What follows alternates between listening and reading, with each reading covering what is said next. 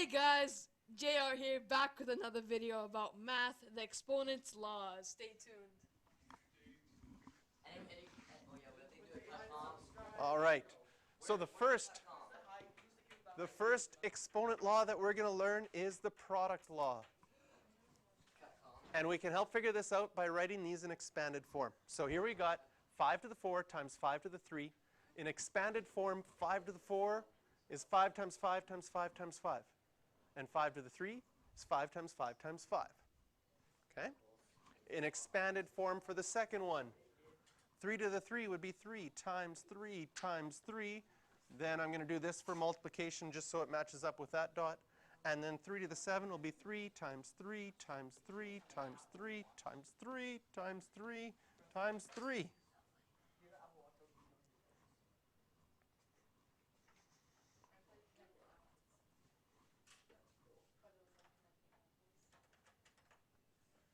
Now, what do we notice? In the first one, how many 5s are there? Yeah.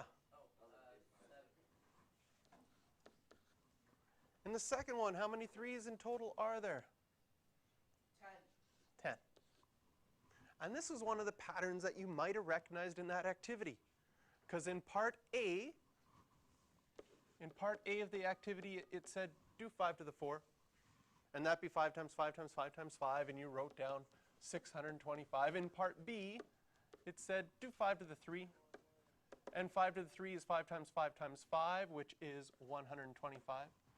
In part C, it said take those two and multiply them together. So if I take 625 and multiply it by 125, I get 78,125. A times B. And in part D, it said what is 5 to the 7? And it's also the same thing. The question is, why does that work? Why does that work? Because if I take 5 to the 4 and I multiply it by 5 to the 3, that is exactly the same as just having 5 to the 7. And so a rule, and what is the product law, is that when you're multiplying things that have the same base, see the base here is 5 and 5, when you write in an expanded form, you could write that combined as a single power, and all you have to do is add the exponents.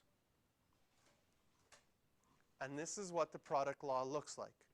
When you multiply two powers with the same base, all you have to do is add the exponents together and keep the bases the same.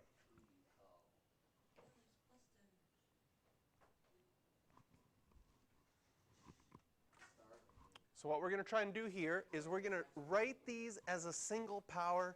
We're going to simplify these if possible. Again, if you get stuck, you can always write it out in expanded form and then see, can I write this as a single power once I've written it in expanded form? However, if you can use the product law to do it shorter, that's even better.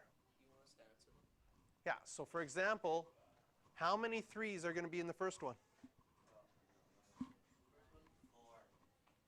This is equal to 3 to the 9. Done. Write it as a single power. How many x's? 15.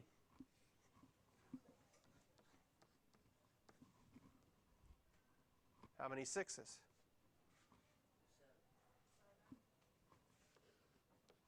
Good. How many 4's? 12. You don't have to put on brackets on those ones because it's a positive number. If it was a negative number, you'd always need a brackets. The brackets that are here is just another way of showing two things multiplied by each other. Bracket beside another bracket means multiplication. Yeah, negatives you have to be careful with, yes.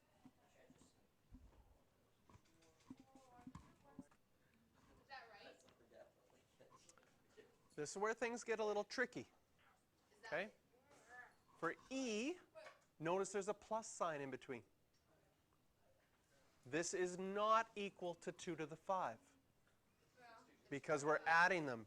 This, whenever you get stuck, think this means 2 times 2 times 2 plus 2 times 2. The only thing you could do in this one is say, I know that 2 times 2 times 2 is 8, plus 2 times 2 is 4. It's going to equal 12.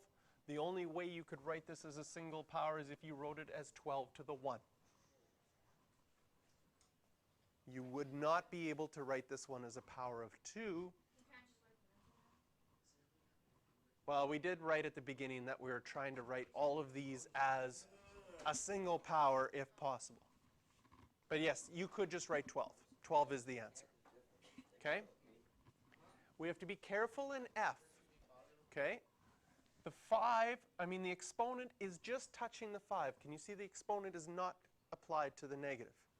So this, in our first set of brackets, means 5 times 5 times 5 times 5. The second one means negative 5 times 5. Notice the negative doesn't repeat. How many 5s do we have all multiplied together in the end? 10. And a negative times a negative is positive. So the answer to that one is 5 to the 10. G is a straightforward one. Okay? Again, if we go back to our rule, it's important to notice when you multiply two powers with the same base, then you add the exponents. So maybe we needed to also make sure we underline the word multiply, because it's important that it only works if we're multiplying two powers with the same base, then we could add the exponents. So in G, can you see that we're multiplying? We're multiplying two powers. They have the same base. So this is equal to 2 to the 8. Because we have 3 2's and then another 5 2's all multiplied together. In total, we would have 8 2's all multiplied together. Again, if you ever get stuck, writing in an expanded form really helps you see, oh yeah, it makes sense that I have 8 2's all multiplied together. What's wrong with H? They're not the same base. So there's nothing you can do here other than figure out that 3 squared, 3 times 3 is 9. 2 times 2 times 2 times 2 times 2 is 32. 9 times 32 is 288.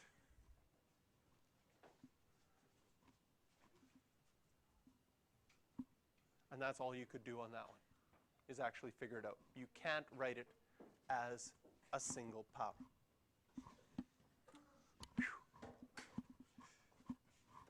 Now we have 3 to the 4 times 3 to the 5 times 3 to the 6.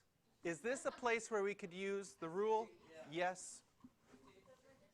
3 to the 15. Here we have 2 to the 4 times 2 to the 2 minus 3 to the 5 times 3 to the 3. We could use it here to get 2 to the 6. We could use it here to get 3 to the 8. But that's all you could do other than putting it into your calculator to get an answer, because they're different bases and you're subtracting. This one, whoa, I got too many X's there. 4 times 4 times 4 times 4. That's the first bracket. This one would be 4 times 4. Notice that the negative doesn't go with each 4, because the exponent